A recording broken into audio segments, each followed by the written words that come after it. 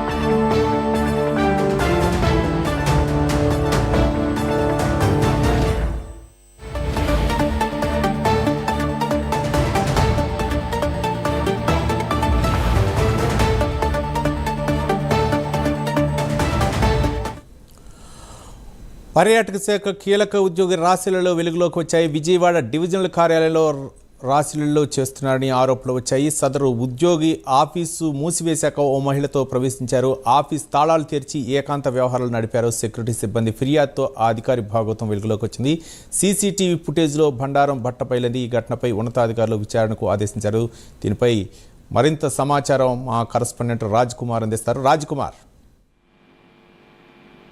పర్యాటక శాఖకి సంబంధించి కూడా కీలకమైనటువంటి ఉద్యోగులు రాసలీలలు ఒకసారి కూడా వెలుగులోకి వచ్చినాయి. ఏదైతే విజయవాడ డివిజన్ సంబంధించినటువంటి పర్యాటక శాఖ కార్యకలాపాల్లో దీనికి సంబంధించి సరసాలు ఒకసారి కూడా వెలుగు చూసినటువంటి పరిస్థితి. ఆఫీసు మూసివేశాక ఒక మహిళతో అకౌంటెంట్ వెంకటేశ్వర్లు అనేటువంటి ఒక వ్యక్తి దీనికి సంబంధించినటువంటి వ్యవహారంలో ఉన్నట్టు కూడా తెలుస్తా ఉంది. సదరు మహిళను తీసుకుని ఆఫీసు మూసివేసినటువంటి సమయంలో ఆ మహిళతో కలిసి ప్రవేశించినట్లు కూడా తెలుస్తా ఉంది. తాళాలు తెరిచి ఏకాంతంగా వ్యవహారాలు నడిపినట్లు కూడా తెలుస్తా ఉంది.